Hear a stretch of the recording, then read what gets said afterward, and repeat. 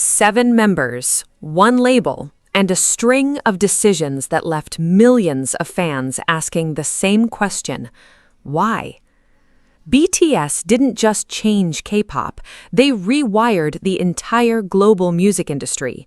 7 guys from a small company turned into the biggest act on the planet.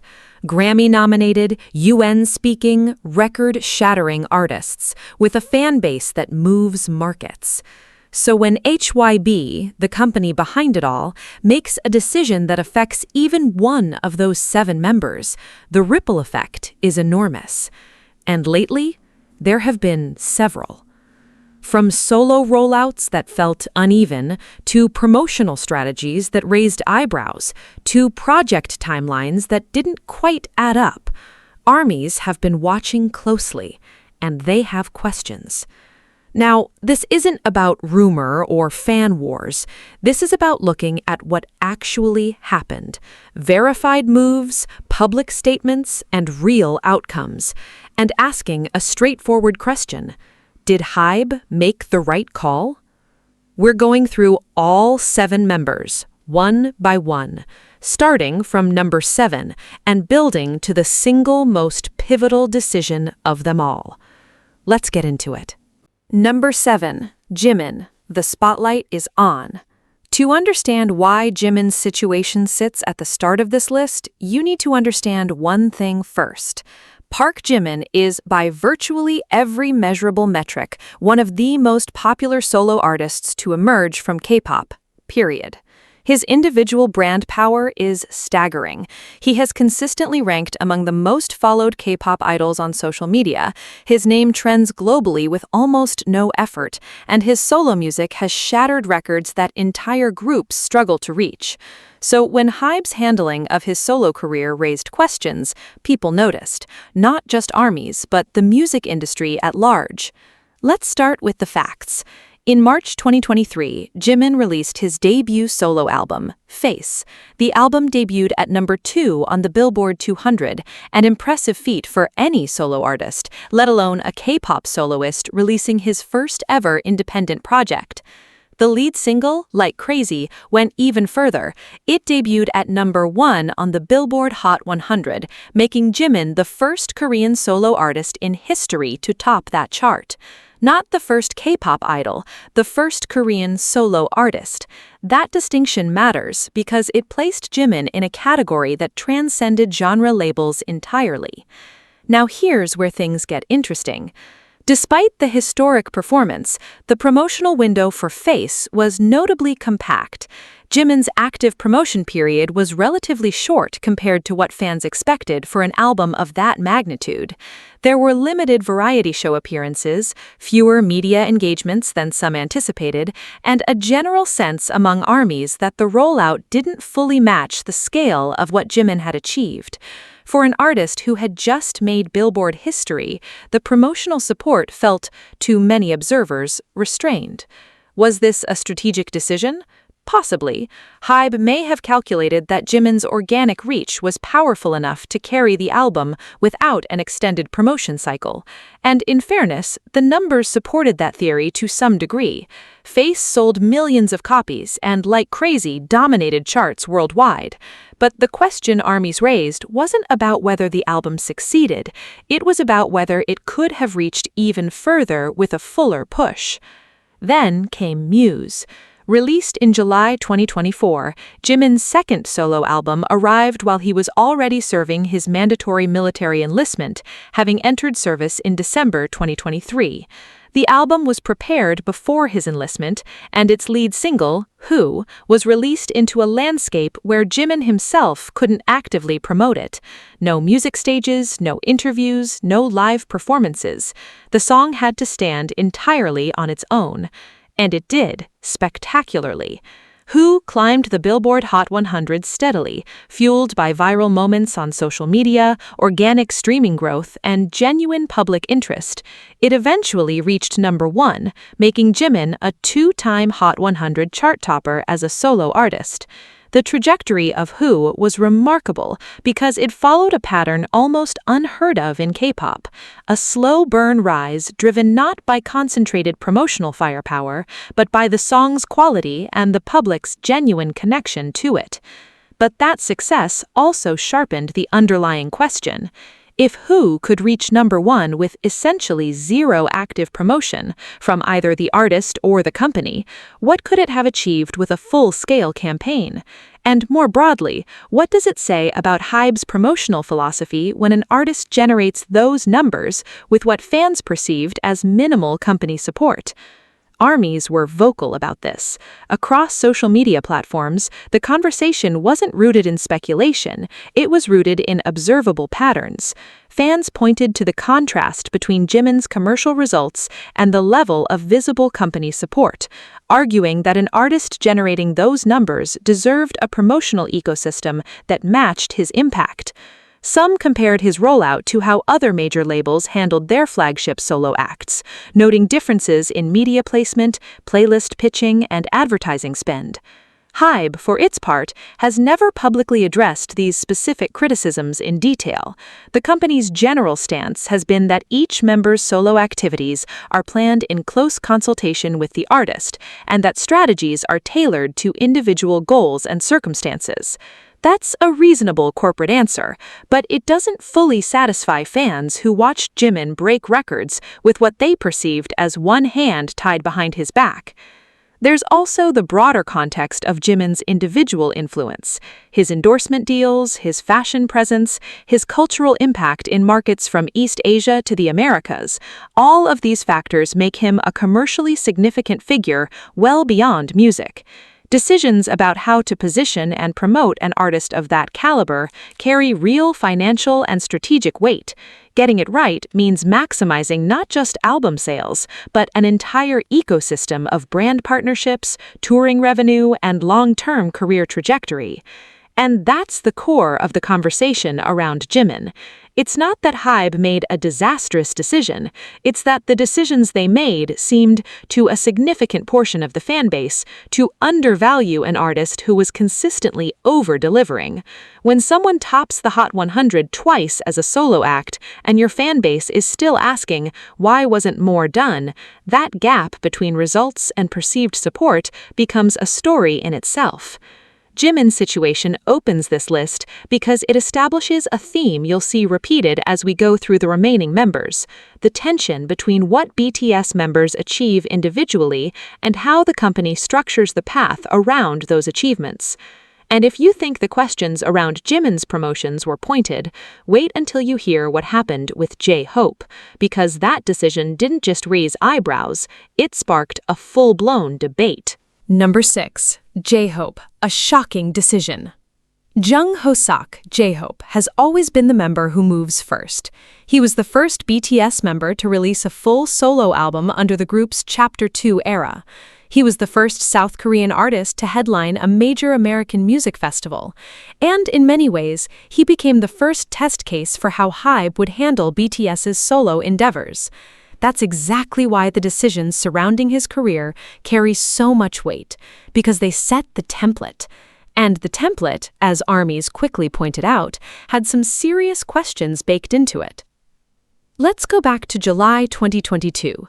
J-Hope released Jack in the Box, a bold, genre-defying album that leaned heavily into hip-hop, grunge, and street-influenced sounds. It was a deliberate artistic statement, a project that showcased a side of J-Hope that casual listeners may not have expected. The album was raw, confident, and critically well-received. Music publications praised its cohesion and its willingness to take risks. For an artist stepping out of one of the biggest groups on Earth, Jack in the Box was a clear declaration: this is who I am when I stand alone. But here's where the controversy hit. Hybe released Jack in the Box as a digital-only album, no physical copies at launch.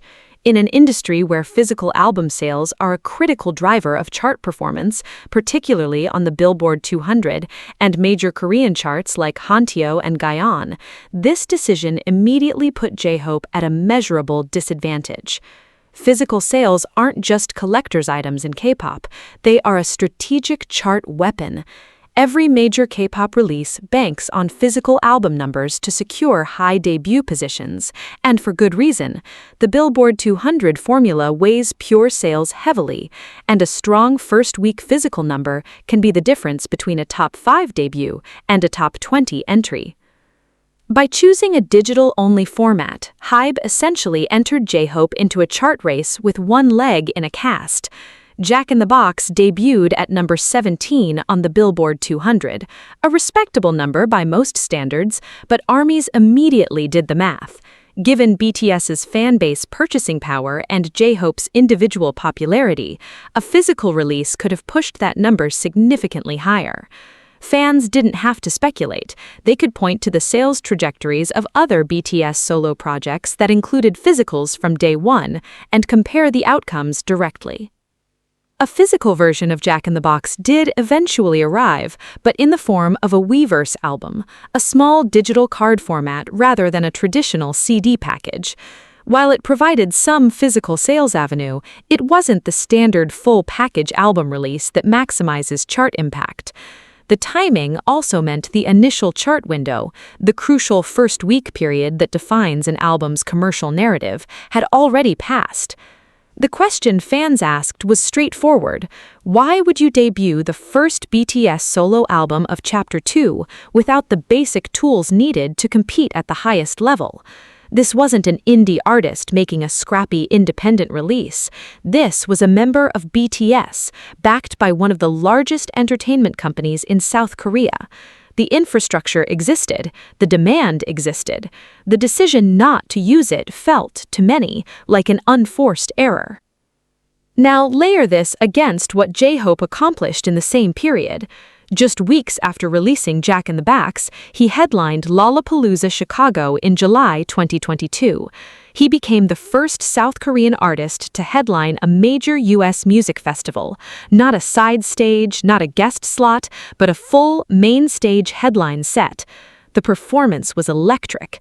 J-Hope proved he could command a festival audience of tens of thousands with the charisma and precision that defined his reputation within BTS.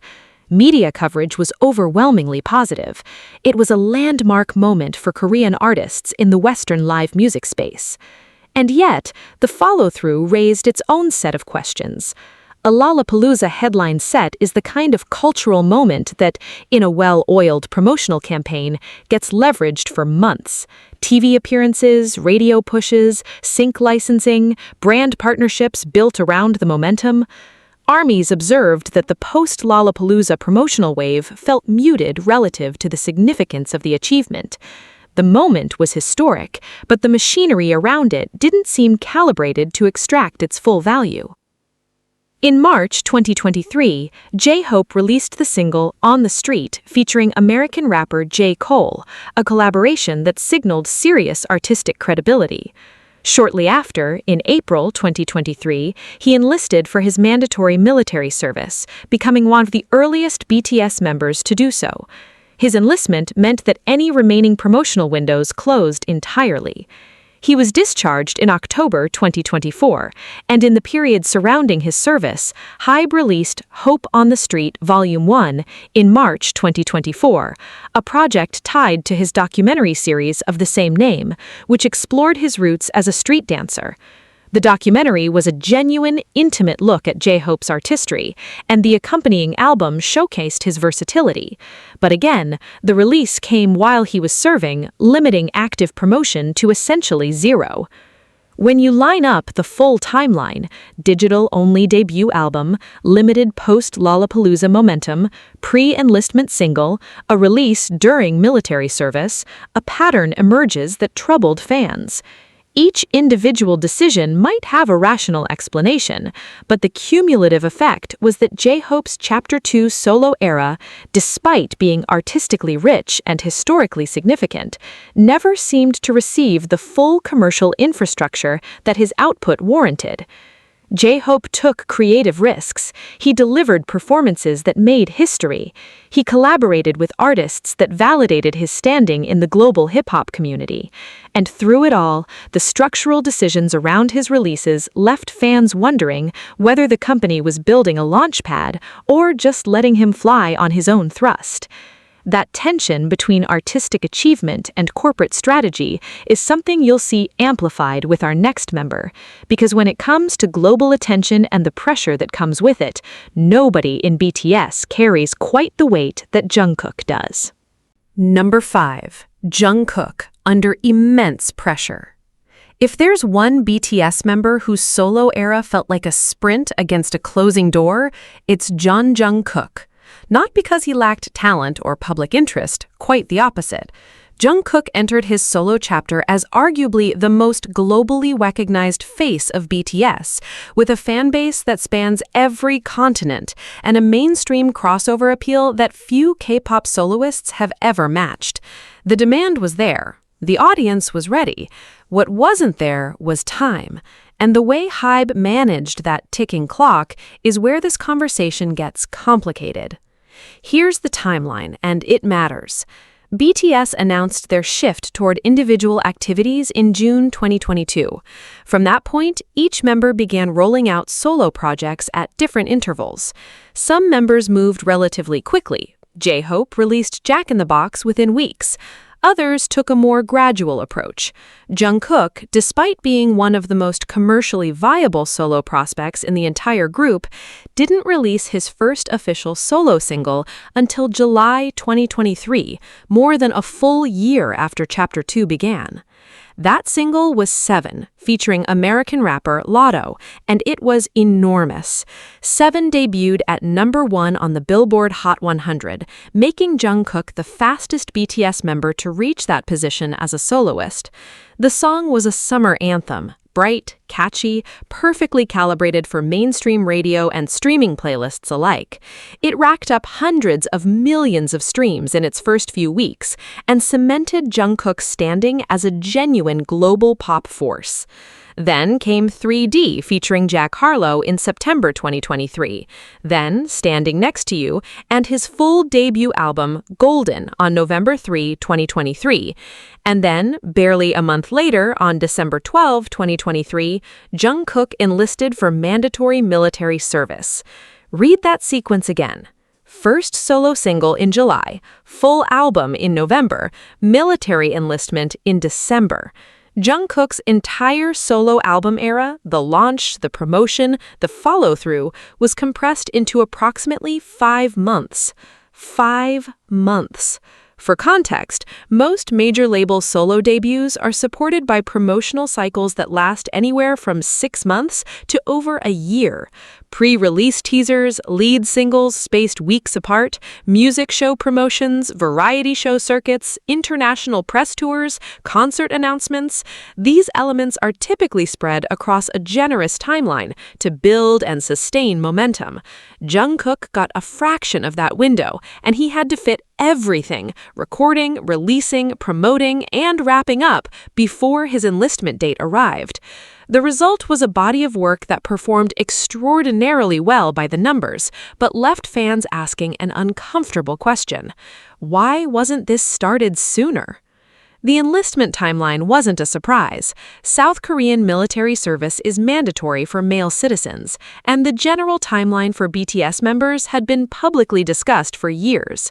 Hybe knew the clock was running, armies knew the clock was running, everyone in the industry knew. So the decision to position Jungkook's solo debut more than 12 months into Chapter 2, leaving him only a narrow corridor before enlistment, struck many observers as a planning failure rather than a strategic choice. Golden debuted at number 2 on the Billboard 200, a strong result, but one that some fans felt could have been even higher with a longer build-up and more sustained promotional infrastructure. The album itself was praised for its range, blending pop, R&B, rock, and Latin-influenced sounds into a cohesive showcase of Jungkook's versatility. Standing Next to You, with its retro funk energy and polished choreography, became a fan favorite and charted globally. The artistic product was there. The question was always about the frame around it. And then there was the sheer physical and mental toll. In those 5 months, Jungkook wasn't just releasing music. He was filming content, doing press runs, appearing on American television, shooting music videos, performing on global stages, and simultaneously preparing for 18 months of military service. The workload was relentless. Fans who followed his schedule closely noted the pace and expressed concern, not just about commercial outcomes, but about the human cost of cramming that much activity into that narrow a window. This is where the emotional weight of the situation lives, and it doesn't need to be exaggerated. A 25-year-old artist at the peak of his global popularity essentially had to speedrun an entire solo career launch while knowing that everything would pause the moment he reported for duty. Every interview, every performance, every promotional appearance carried an unspoken urgency. There was no room to breathe, no space for a second album cycle, no chance to let songs grow organically over time. It was all or nothing, compressed into a window that the company had more than a year to plan for. Some defenders of Hybe's approach argue that Jungkook's releases were strategically timed to maximize impact in a condensed period, that the rapid succession of singles kept him in the public conversation continuously and prevented momentum from fading. There's some logic to that. The counter-argument, however, is that a longer runway would have allowed for bigger global touring opportunities, deeper playlist penetration, and the kind of sustained cultural presence that turns a successful album into a career-defining era. What makes Jungkook's case particularly significant is the scale of the missed opportunity. This is an artist who sold out appearances before they were announced, whose solo music videos broke YouTube records within hours, and whose name alone generated headlines across mainstream media outlets worldwide. The appetite for a full, properly paced Jungkook solo era was enormous. What fans received was a concentrated burst. Brilliant, yes, but constrained by a timeline that didn't need to be that tight. The pressure Jungkook carried in those months was visible, measurable, and, to many armies, avoidable with better long-term planning. And if you think a compressed timeline raises difficult questions, wait until you hear about Taehyung, because his situation wasn't about timing. It was about something far harder to pin down. Number 4. Taehyung, a mysterious choice. Kim Taehyung, known to the world as V, has always been the member hardest to predict. His artistic instincts don't follow conventional K-pop logic. He gravitates toward jazz, vintage aesthetics, fine art photography, and a creative sensibility that feels more European art house than soul pop machine. That individuality is precisely what makes him magnetic and precisely what made Hybe's handling of his solo debut so puzzling to the millions of fans who had waited years to hear what a Taehyung solo album would sound like. In September 2023, V released Layover, his first solo album. And from the moment it was announced, something felt different, not in an exciting way, but in a way that raised questions. The album contained 6 tracks. 6. For a debut solo album from one of the most popular members of the biggest group in the world, 6 tracks is remarkably lean.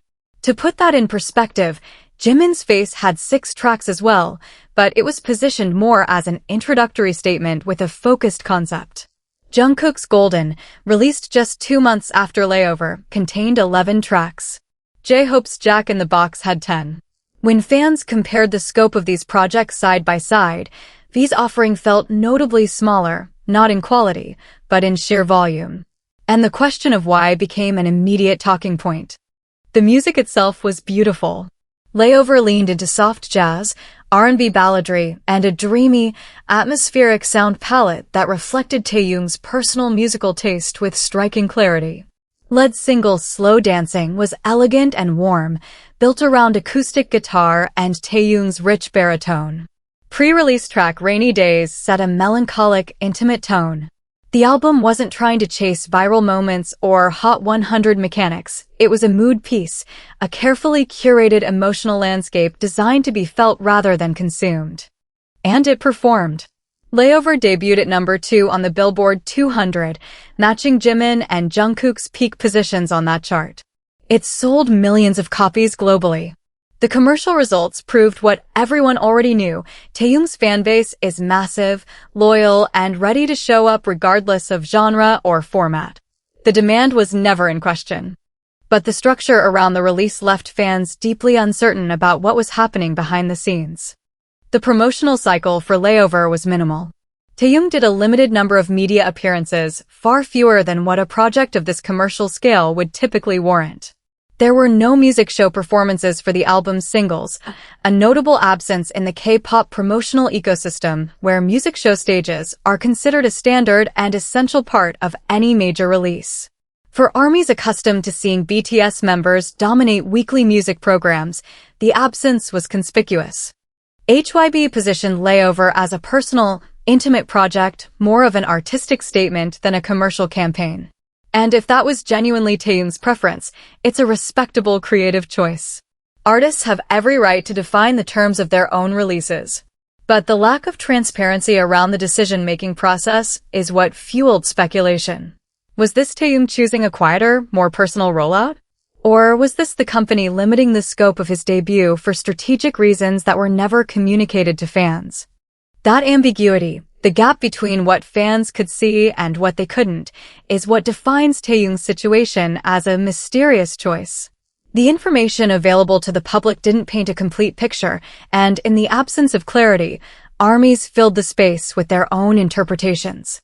Reports and fan observations suggested that Taehyung had recorded more music than what appeared on Layover, that the album could have been fuller, more expansive. Whether those additional tracks were held back for future releases, deemed not ready, or cut for strategic reasons remains unclear. But the perception that a 6-track album from an artist of Taehyung's stature represented only a fraction of what he had prepared added another layer of frustration to the conversation. Then there's the timing factor. Like Jungkook and Jimin, Taehyung enlisted for military service in December 2023, barely 3 months after Layover dropped. In March 2024, the single FRI Yendi S was released while he was serving, a breezy, pop-leaning track that showcased a different sonic side of Taehyung. It charted well and received positive reception, but again, with the artist in military service, active promotion was impossible. The song existed in a vacuum, released into the world without the live performances, interviews, and fan interactions that typically amplify a single's cultural impact. What makes Taehyung's case distinct from the other members discussed so far is the nature of the uncertainty. With Jimin, the conversation centered on visible promotional gaps. With J-Hope, it was about format decisions with measurable chart consequences. With Jungkook, it was about a compressed timeline. With Taehyung, the core issue is opacity, the sense that important decisions were made about his solo career without fans ever understanding the reasoning behind them. Taehyung's artistic identity is one of BTS's greatest assets. His visual sensibility, his vocal tone, his ability to create atmosphere, these qualities set him apart in an industry that often rewards conformity. An artist like that needs a framework that protects and amplifies his uniqueness, not one that leaves fans guessing whether the framework even exists. Layover proved that Taehyung could deliver a solo project with emotional depth and commercial power simultaneously. What it didn't prove is that the system around him was designed to maximize what he brings to the table. And that unanswered question is what lingers.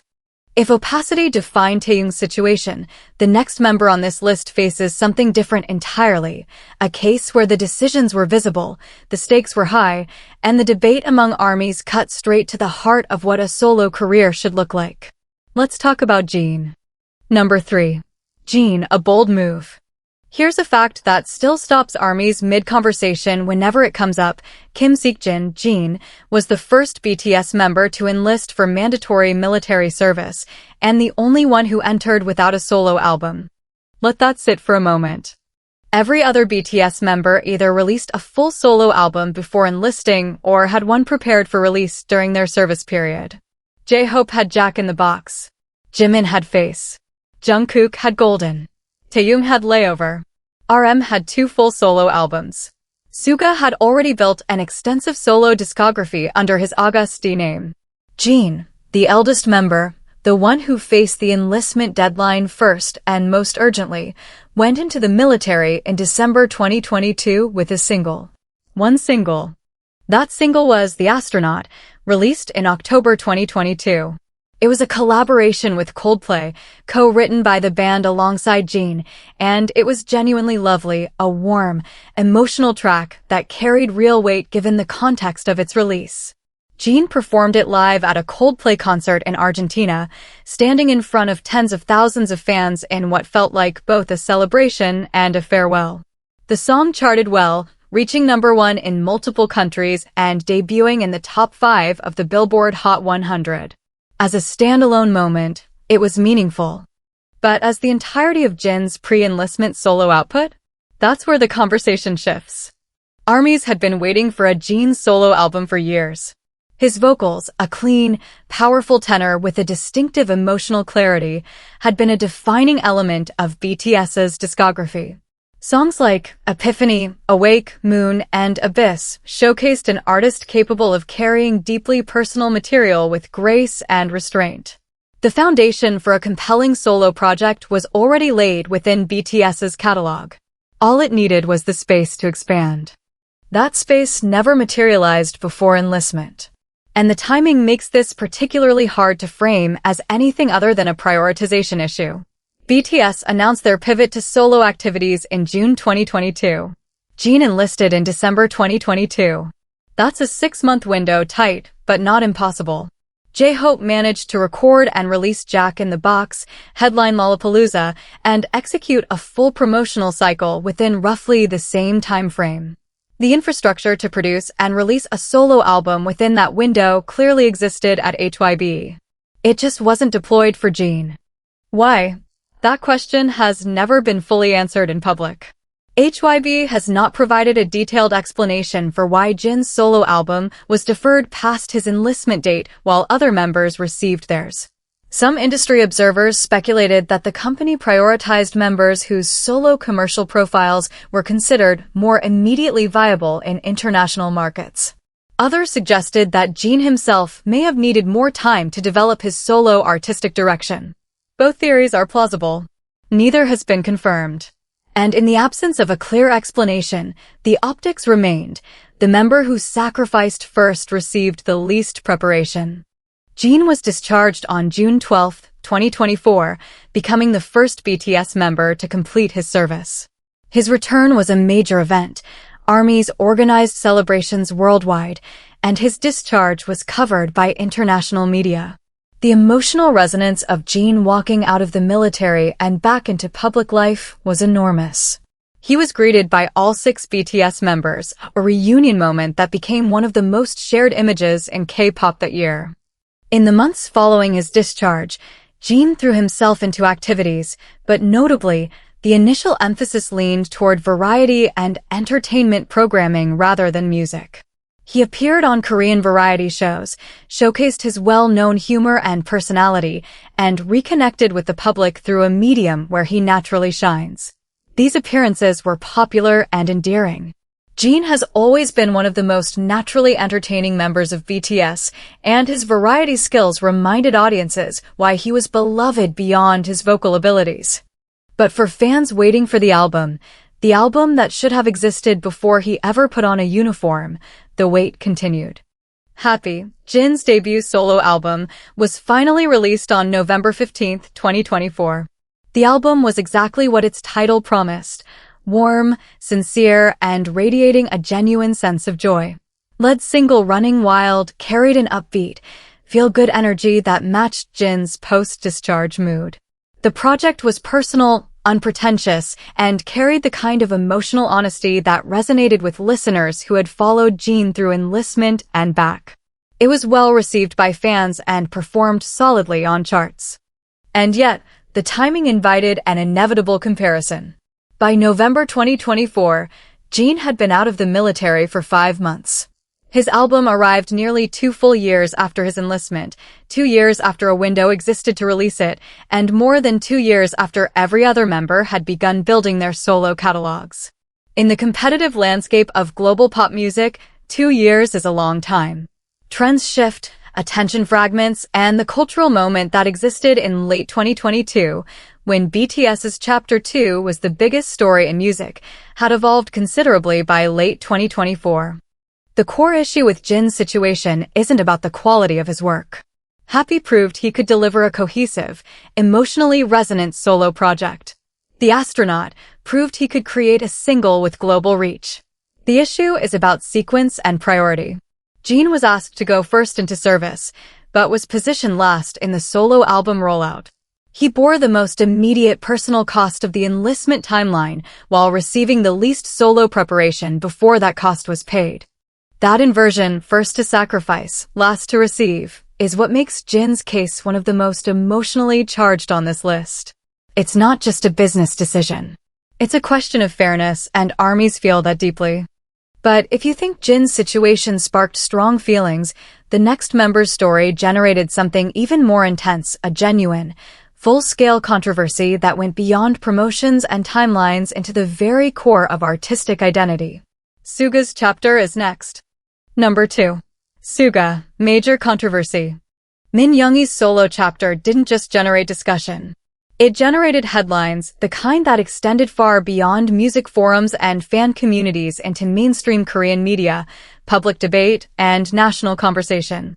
Suga's situation is unique on this list because the controversies surrounding him weren't limited to promotional strategies or album rollouts. They struck at deeply personal territory, intersecting with public accountability, military service obligations, and the question of how a major entertainment company manages crisis and perception when one of its biggest artists is at the center of a national talking point. Let's start with the artistry, because it matters as context for everything that followed. Suga, operating under his solo moniker August D, had built one of the most respected solo discographies in K-pop history before most BTS members had even released their first solo singles.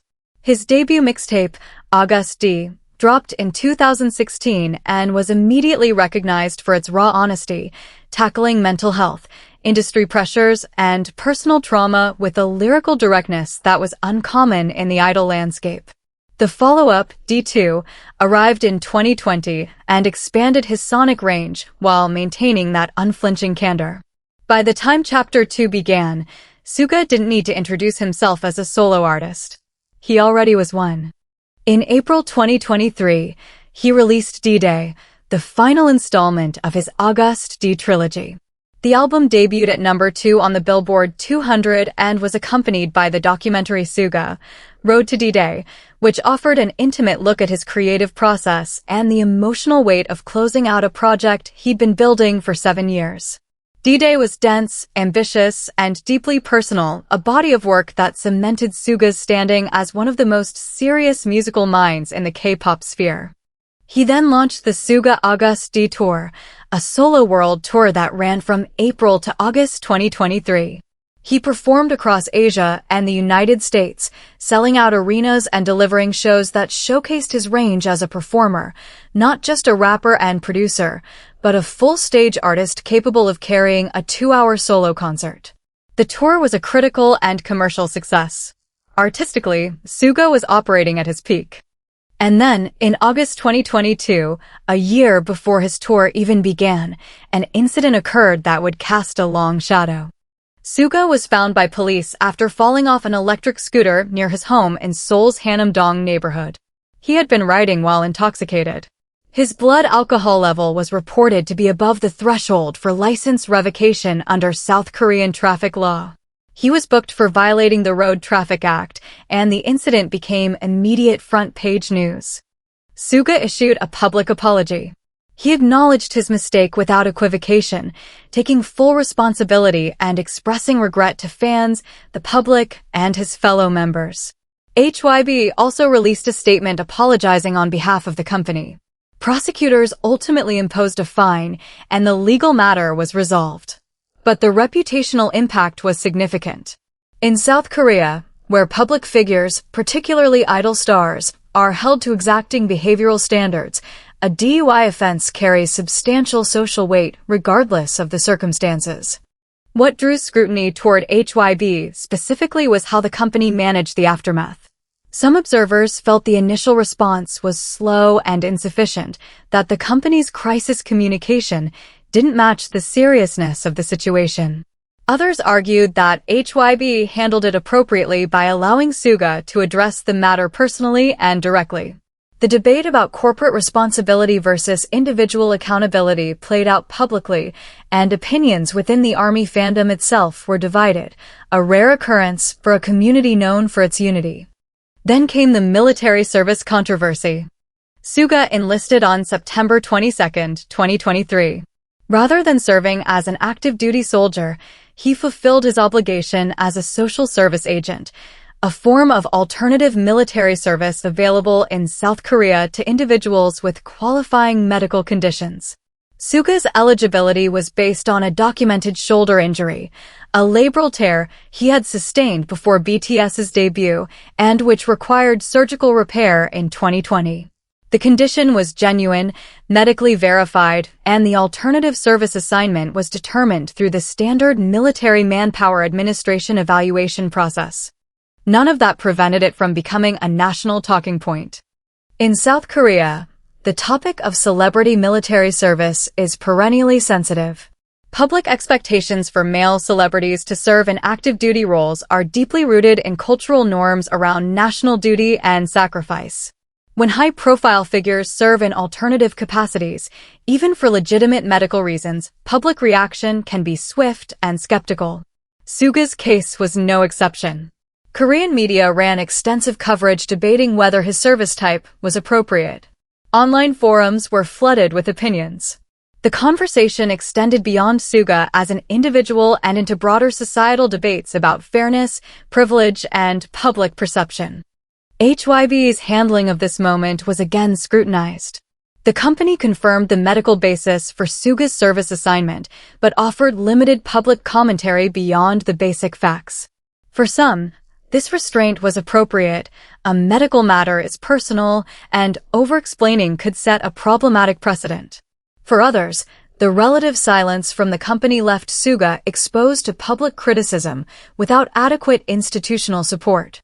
The collision of these two controversies, the scooter incident and the military service debate, with Suga's artistic peak created a deeply complex narrative. Here was an artist releasing his most accomplished work, completing a triumphant world tour, and closing out a 7-year creative trilogy, all while navigating public controversies that had nothing to do with his music, but everything to do with his public standing. Suga's chapter isn't about promotional missteps or compressed timelines. It's about the intersection of personal accountability, public expectation, and corporate responsibility, and whether Hybe navigated that intersection in a way that protected both the artist and the truth. And now we arrive at number 1. The leader. The decision that sits at the very top of this list, because when it involves RM, it's never just about one member. It's about the future of BTS itself. Number 1. RM, the most crucial decision. When Kim Namjoon speaks, the entire BTS universe listens, and so does Hybe. That's not hyperbole. It's structural reality. RM isn't just the leader of BTS in title. He is the member who has most visibly shaped the group's identity, articulated its philosophy to the world, and, in moments of crisis, been the one to step forward and say what needed to be said. Decisions involving RM don't exist in isolation. They ripple outward into how the public perceives BTS's trajectory, Hybe's intentions, and the future of one of the most commercially significant artist-label relationships in modern music history. That's why he sits at number 1. RM's solo work arrived with a clarity of artistic purpose that separated it from every other BTS solo project. His debut album, Indigo, released in December 2022, wasn't designed to chase streaming records or produce a viral single. It was, by RM's own description, an archive of his 20s, a deeply reflective, genre-fluid project that drew from alternative rock, jazz, soul, and Korean folk influences. The collaborator list alone signaled his intent: Erykah Badu, Anderson.Paak, Eugene of Cherry Filter, Kim Sol. These weren't features chosen for commercial synergy. They were artists RM admired, chosen because their voices fit the emotional architecture of the album. Indigo debuted at number 3 on the Billboard 200. It was celebrated by music critics as one of the most artistically ambitious K-pop solo releases ever produced. But it was not promoted like a blockbuster. There was no massive single push, no concentrated radio campaign, no attempt to manufacture a Hot 100 moment. The album existed on its own terms, and whether that was RM's preference or Hybe's strategic choice became a legitimate question. For an artist of RM's global stature, a man who had addressed the United Nations General Assembly, who had been named one of the most influential figures in music by virtually every major publication, who had led BTS to heights no Asian act had reached before, the relatively quiet rollout of Indigo struck some fans as incongruent. RM's influence warranted a platform commensurate with his impact. Whether he received one is debatable. Then came Right Place, Wrong Person, his second solo album, released in May 2024. By this point, RM was serving in the military. He had enlisted on December 11, 2023. The album arrived while he was in uniform, meaning zero active promotion. No interviews, no performances, no press tour. The album debuted at number 5 on the Billboard 200, a strong result under the circumstances, and was met with critical praise for its introspective, alternative-leaning sound. But once again, the pattern emerged: serious artistic work released into a promotional vacuum. 2 solo albums. Both critically acclaimed. Both commercially solid. And both seemingly positioned as art house projects rather than full-scale commercial campaigns. For armies who understood RM's artistic values, this might have felt authentic. For those evaluating Hybe's strategy, it raised a harder question.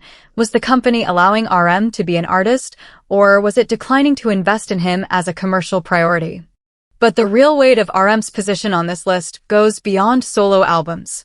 It goes to the very center of BTS's future. In June 2022, during BTS's annual Festa celebration, the group held a dinner conversation that was broadcast publicly. It was during this dinner that the members, led largely by RM, spoke with raw emotional honesty about their struggles with identity, burnout, and the pressure of maintaining a group persona while losing touch with their individual selves. RM's words that evening were particularly striking. He spoke about feeling lost, about questioning his purpose within the idol system, about needing space to rediscover who he was outside of BTS.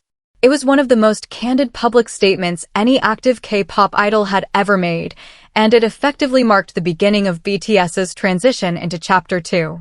That moment placed RM at the center of BTS's narrative arc in a way that transcended music. He became the voice of the group's most vulnerable truth. And from that point forward, every decision Hybe made regarding RM carried implicit weight about what was happening with BTS as a whole. The contract dimension amplified this further. BTS's 7-year contract renewal with Big Hit Entertainment, now Hybe, was signed in 2018, placing its expiration window around 2025. The question of whether all 7 members would remain with the company became one of the most closely watched storylines in the global music industry. Hybe's management decisions during the solo era, how each member was treated, promoted, and supported, were being evaluated not just as individual business choices, but as signals of whether the relationship between BTS and their label was healthy enough to endure. For RM specifically, this carried unique significance.